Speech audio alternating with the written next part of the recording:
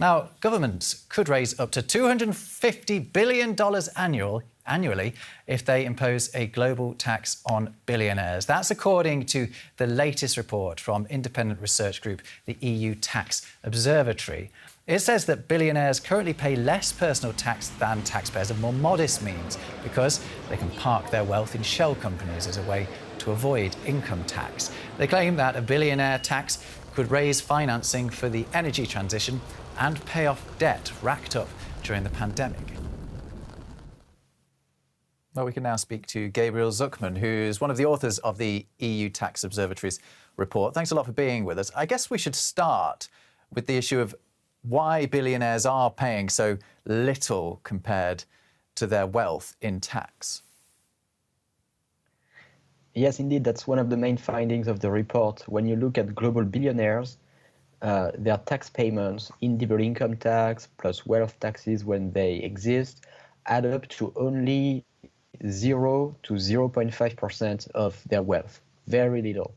The reason for that is that when you're very wealthy, it's very easy to structure your wealth such that your wealth generates very little taxable income. We've seen that in the US in 2021 with the revelations from the US media ProPublica that showed how billionaires like Jeff Bezos or Elon Musk oftentimes pay 0 or almost 0 in individual income tax, but the same problem exists in many other countries. So what's the EU Tax Observatory's proposition for how you can actually change that? The most logical way to address that problem would be to have a minimum taxes on global billionaires expressed directly as a fraction of wealth. So we propose to create a global minimum wealth tax of 2%, meaning billionaires would have to pay at least 2% of their wealth in taxes each year. Less than 3,000 people would be affected globally because there are less than 3,000 billionaires. But because they're very rich, this tax could generate a lot of tax revenue. We estimate that it could generate almost $250 billion in additional tax revenue globally.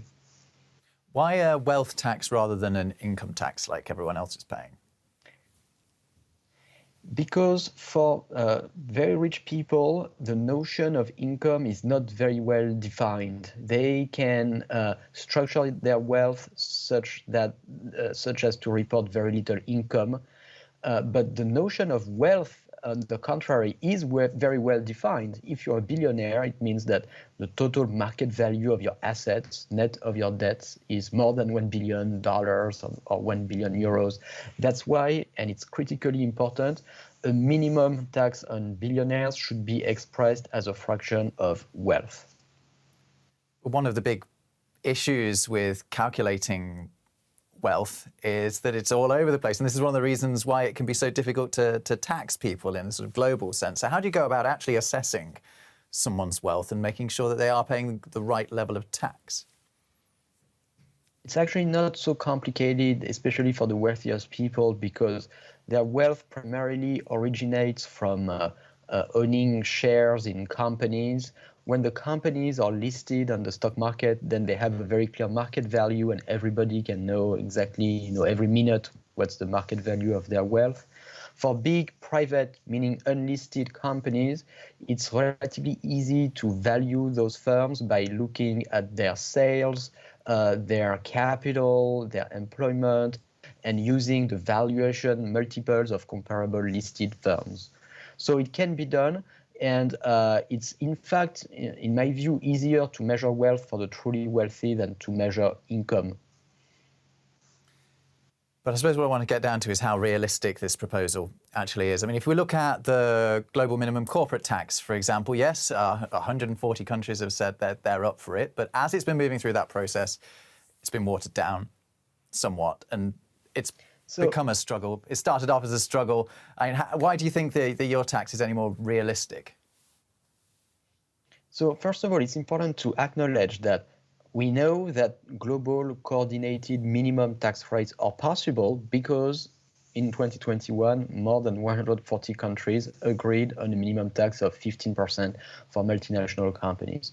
Now, you're absolutely right, and indeed, this is one of the main findings of the report, that this tax has important problems. It has loopholes that have been gradually introduced since 2021.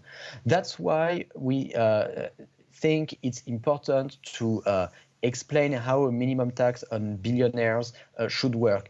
But the point I want to make that's most important is I think we can replicate what's been done for multinationals for very wealthy individuals. It should be the priority on the international tax reform agenda for the coming years. And while at the same time avoiding the pitfalls of what was done for multinationals. And the main reason why the agreement for multinationals is not satisfactory is because we've started from the premise that there should be consensus, that there should be unanimity, that all countries should agree. If you do that, it amounts to giving a veto power to tax havens. I think a better process is for some countries or groups of countries to unilaterally implement a minimum tax on multinationals or billionaires, an ambitious one, and then this can pave the way ultimately for ambitious global agreements. But one of the drawbacks there is that if you have just one set of countries introducing a measure, well, then aren't you going to find an inequality in where billionaires, for example, and as was always the fear with corporations, start to move their business and start to create jobs, for example, in the places that don't have those taxes in place? It's a very important question, and it's indeed an important concern. But what's important to understand is that there is a solution to that problem. The solution is that the countries that have a wealth tax could keep taxing wealthy people who choose to move to a tax haven. And the logic is very strong. If you've spent most of your life in Germany, 40, 50, 60 years, number one. And number two, you've become very rich in Germany. And number three, you choose to move to a tax haven, then Germany should say, well, look, we're going to keep taxing you for at least 5 or 10 or 15 years after you've moved. Why? Because if you've become so wealthy in Germany, that's in part because you've benefited from German infrastructure, access to the market, the education system, the healthcare system. And so it's perfectly natural for Germany to keep taxing you at least for some years after you've left. Your report talks about the fact that, that there is more data sharing going on between governments when it comes to taxes. Offshore tax evasion is falling, and then you do have these 140 countries signing up to the global minimum corporate rate. Is it right to say that progress is overall being made in addressing global tax inequality? There has been certainly progress over the last 10, 15 years. The big progress is the automatic exchange of bank information. 15 years ago, it was child's play for people to hide assets in Switzerland or other offshore tax havens because there was complete bank secrecy. Today, offshore financial institutions must automatically report information to the different tax authorities globally. So, of course, it would be a bit naive to believe that the very same bankers who have helped their clients evade taxes for a long time now are all truthfully cooperating globally. But the evidence shows that there's been important progress on that one issue. Now, it's just one form of tax evasion that has declined, wealth concealment in tax havens. The big problem, the low or almost non-taxation of very wealthy people, very much remains, and that should be the priority for international policymakers in the coming years. Corporations and indeed billionaires are always going to want to pay the minimum amount of tax that they can, maybe except for a few exceptions. So, and indeed they pay people to make sure that happens. So, I mean, is this ultimately a losing battle that you're fighting here? Are corporations and very wealthy people not always going to find a way around paying any tax that you introduce? Indeed, there is a view that tax evasion, tax avoidance, international tax competition are some kind of laws of nature.